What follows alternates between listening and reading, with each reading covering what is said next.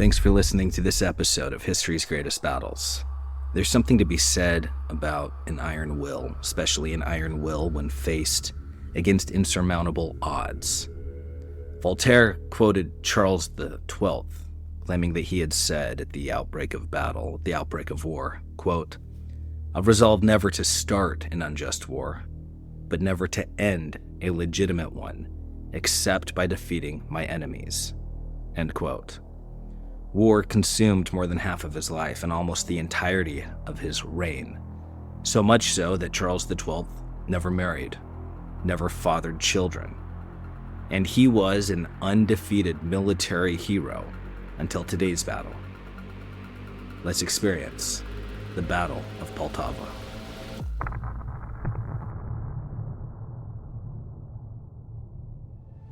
Welcome to History's Greatest Battles, Season 1, Episode 28, The Battle of Poltava, the 28th of June, 1709.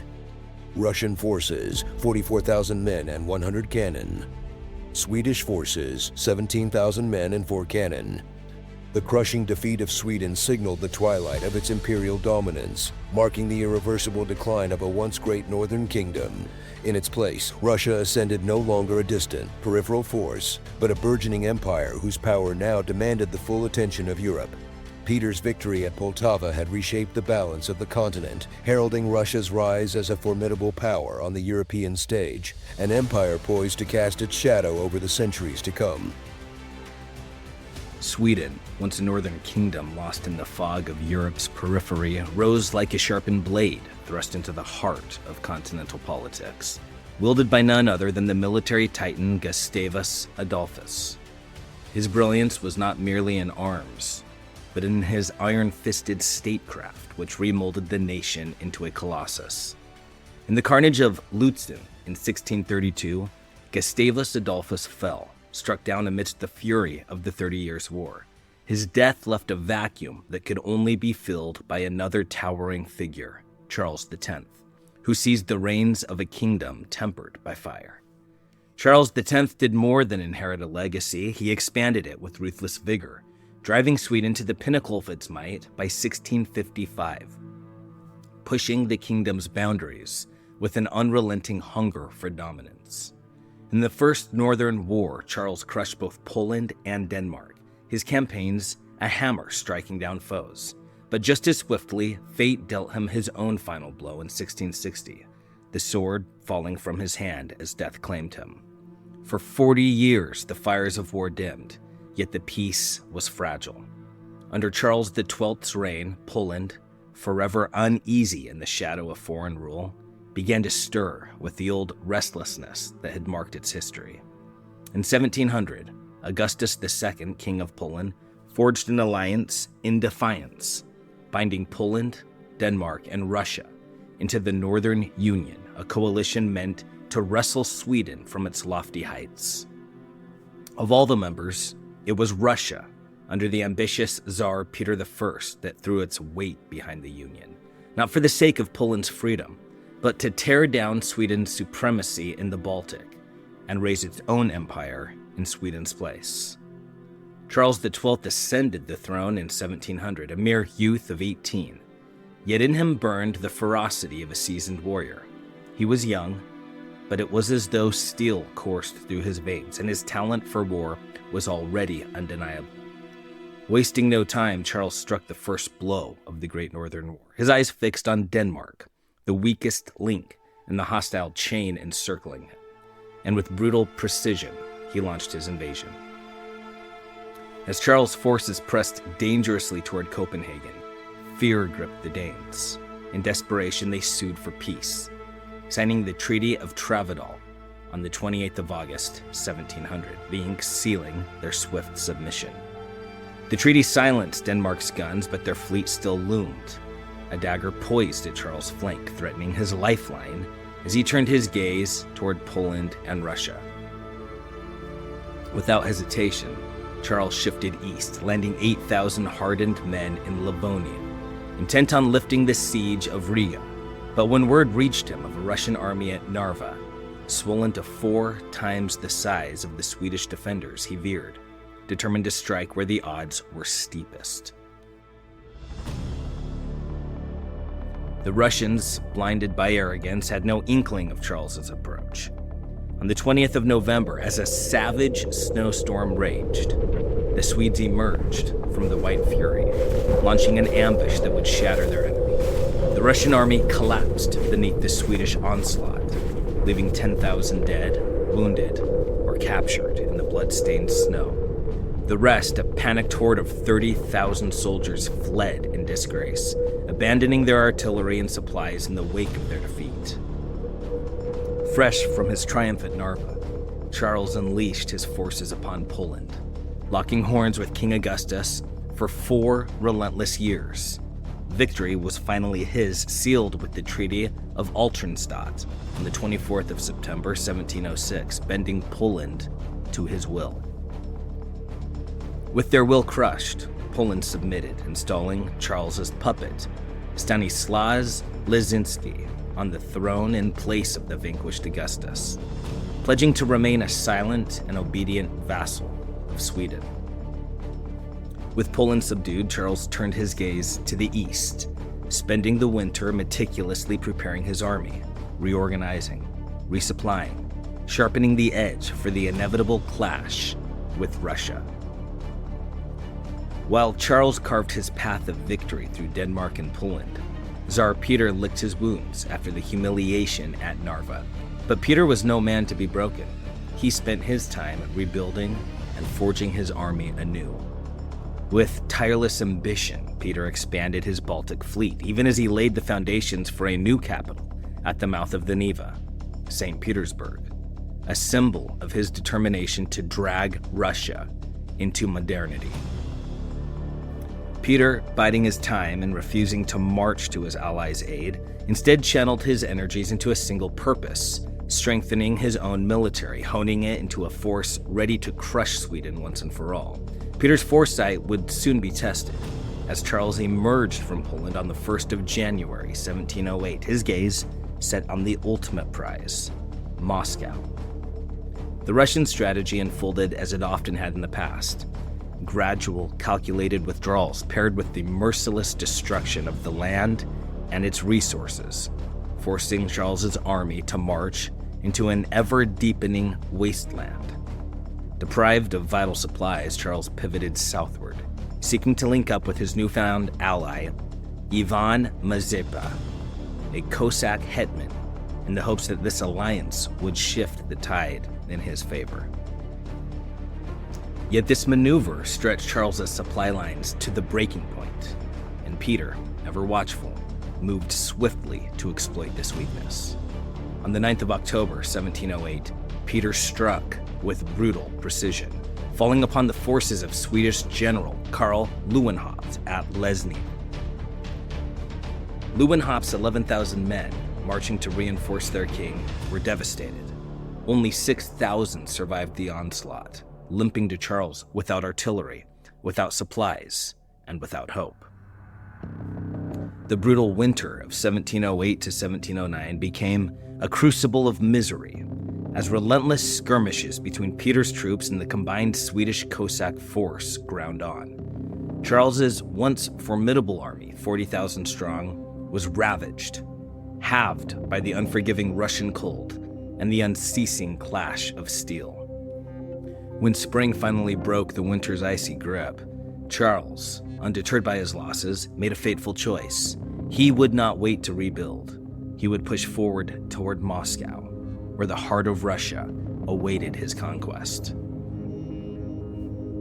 The road to Moscow led through Poltava, a fortress town nestled along the Vorskla River. On the 2nd of May, Charles laid siege to it, the thunder of Swedish cannons breaking the dawn as he prepared to tear the town from Russia's grasp. Ever the strategist, Peter dispatched his cavalry commander Menshikov to shadow and harass the Swedes. Simultaneously, he crushed a Cossack revolt along the Dnieper and deftly persuaded the Turks to remain distant, keeping yet another front closed to Charles's ambitions. The Turks not only held back, but forbade their Crimean Cossack allies from lifting a hand in aid of the beleaguered Swedes, leaving Charles increasingly isolated on hostile ground.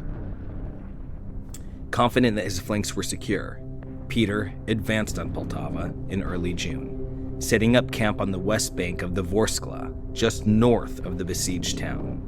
He readied his forces for the decisive clash that would determine the fate of the Baltic. The Russian garrison within Poltava held with a tenacity that confounded Charles.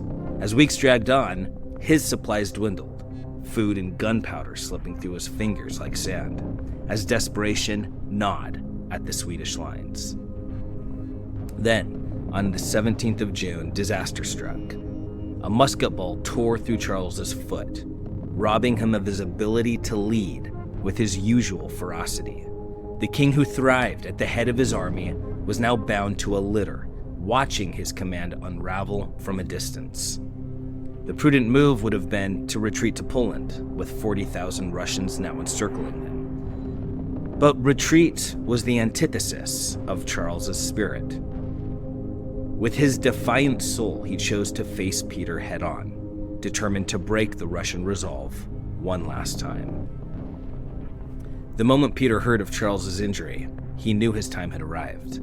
The predator had sensed the weakness of his prey, and with cold calculation, he readied his army for the inevitable confrontation.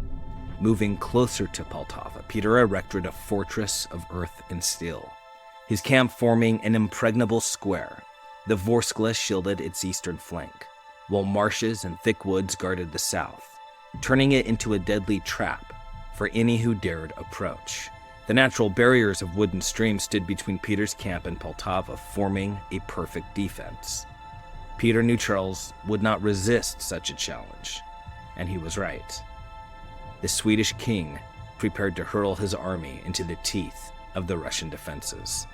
In the dead of night, at 3 a.m. on the 28th of June, 1709, Charles's army stirred. The Swedes marched west from Poltava, then veered north, threading through the narrow gap between the woods and the marsh, moving slowly toward Peter's waiting defenses.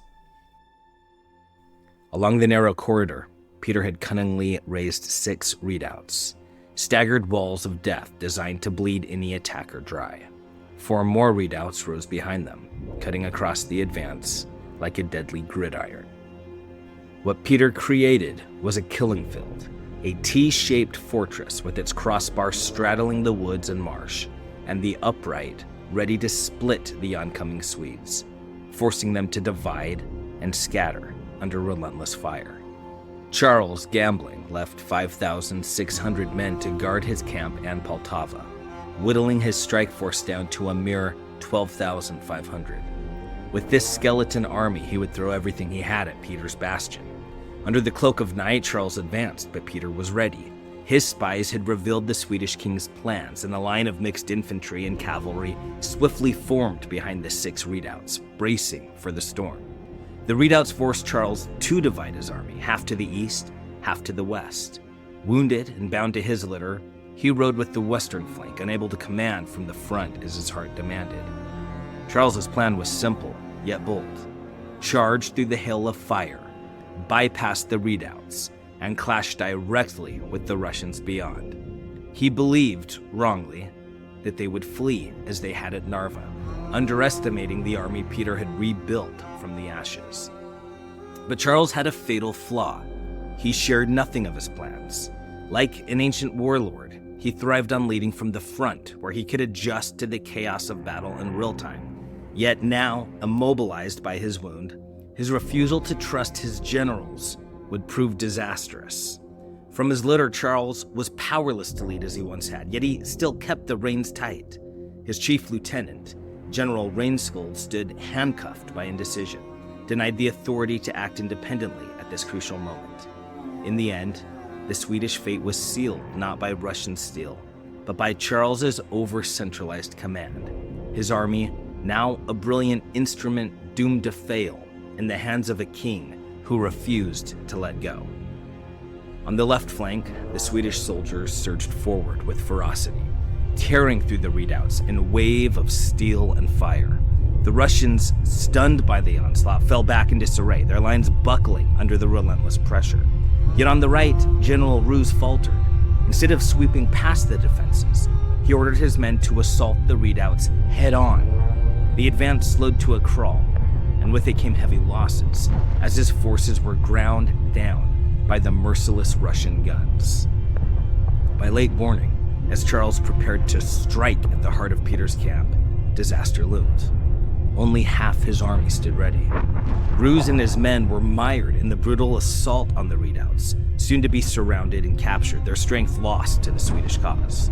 In the center, Swedish soldiers carved a path through the Russian defenses, scattering their foes and driving them on. They stood poised to swing right and unleash their fury upon Peter's camp, the final assault within reach. But just as victory seemed near, disaster struck again. Leeuwenhoop's forces, on the verge of storming the Russian camp, received a sudden order to retreat and regroup with Charles.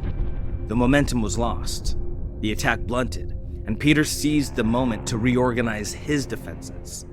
The origins of that fateful order became a matter of bitter debate, with both Charles and Reinskjold denying responsibility. Amidst the chaos of shifting battle lines and confused reports of success and failure, the command may have been issued in a moment of panic, yet its consequences were catastrophic. As Charles scrambled to redeploy his fragmented army behind the redoubts, Peter emerged from his camp, leading 40,000 troops and a fearsome array of 100 cannon that glinted menacingly in the daylight. Common sense dictated caution. Charles should have waited for his artillery, still stationed at Poltava. But disdain clouded his judgment. His contempt for Russian troops, hardened from the rout at Narva, blinded him to the harsh reality that Peter's army was no longer the force he had humiliated years ago. With reckless valor, 4,000 Swedish infantry and cavalry charged across the barren plain, directly into the jaws of Russian artillery. The cannons roared, and men were shred into heaps, their bodies littering the ground in a grotesque harvest of death. Peter rode with relentless energy through his lines, his voice cutting through the din of battle, bellowing orders and urging his men onward, the Tsar himself a force of nature amidst the storm of war. Meanwhile, Charles, bound to his litter, could do nothing but watch. The fire in his veins could not reach his men, who, uninspired and directionless, faltered against the immovable Russian line. The spark of Swedish invincibility had finally been snuffed out. By noon, the grim truth became unavoidable. Charles, for all his defiance, was forced to abandon the field. His dream of crushing Peter shattered amidst the wreckage of his once mighty army. The battlefield was littered with the fallen. 3,000 Swedish dead lay in the dirt, while 2,800, including General Reinskjold and 4 other commanders, were taken prisoner, their fates sealed in Russian chains. Charles, rallying the remnants of his forces left at Poltava, made a desperate retreat southward. Upon reaching the junction of the Vorskla and Dnieper rivers, he found all the boats destroyed. Yet undeterred, he ordered rafts hastily built, escaping with a mere 1,000 men, the sole survivors of the Swedish disaster. The rest of his army, abandoned and broken, fell into Russian hands on the 30th of June. Charles himself fled to the one refuge left, the Ottoman Empire. Russia's age-old enemy offered him sanctuary, the defeated king now a guest in foreign lands.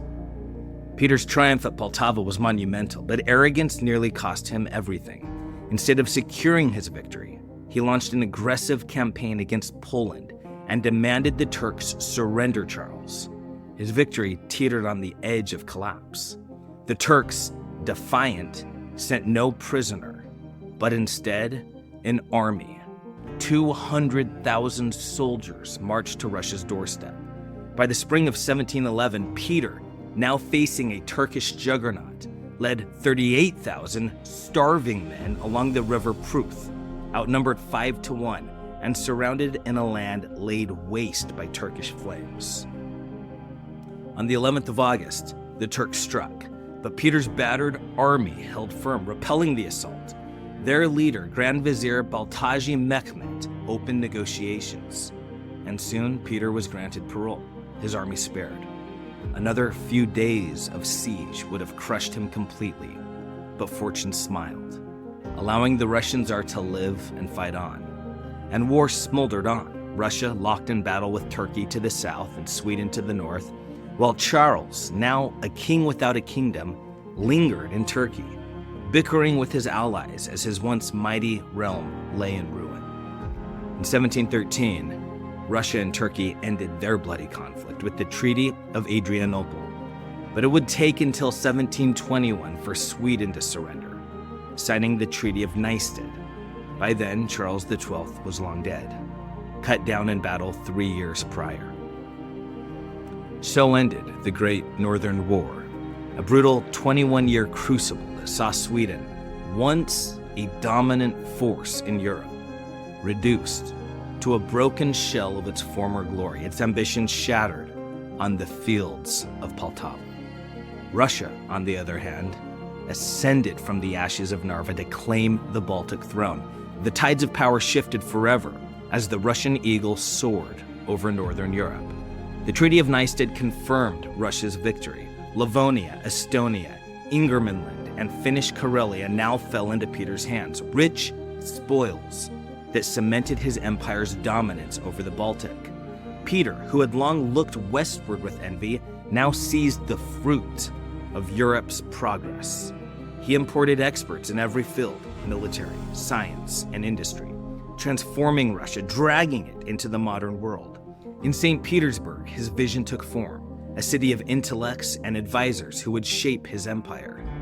Beneath the veneer of Western civilization, only Russia's aristocrats tasted the fruits of this new era. For the peasantry, the yoke remained heavy.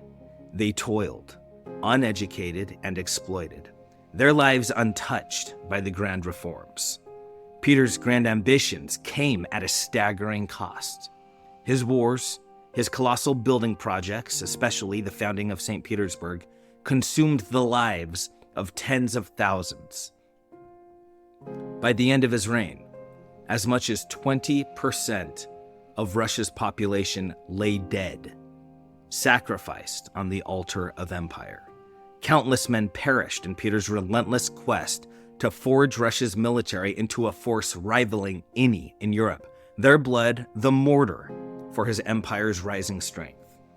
By the time Peter breathed his last, the Russian Navy boasted 48 ships of the line, while his army swelled to over 200,000 regulars and 100,000 reserves, a testament to his relentless drive for military supremacy. Though Russia had begun to mimic Europe in dress and in manner, the deep-rooted spirit of its Asian heritage still pulsed through its veins, an ancient legacy that could not so easily be cast aside. Peter knew that to forge the empire he envisioned, he had to tear down the old ways. He adopted European methods of governance and taxation, laying the foundation for an imperial bureaucracy that could fuel his ambitions with a steady flow of revenue.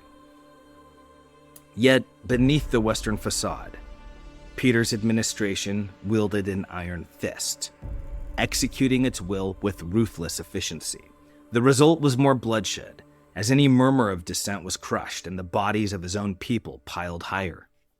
Though Peter introduced a wave of Western reforms, they barely touched the masses. The peasants, as they had for centuries, continued to toil and sweat, their backs bending beneath the twin burdens of labor and taxes, their lives unchanged by the dreams of kings. Yet, it was this unyielding labor, coupled with the vast land and mineral wealth that Peter tapped into, which propelled Russia into the heart of Europe as a force that could no longer be ignored. A nation reborn in power and ambition. Though the tide of Russian power would ebb and flow in the centuries to come, one truth became clear. Russia had emerged as a permanent fixture on the world stage, its presence a towering shadow over Europe. As J.F.C. Fuller has stated, quote, "A new threat to Europe had arisen. Again, Asia was on the move, but this time her Mongoloid hordes were girt in the panoply of the West," unquote.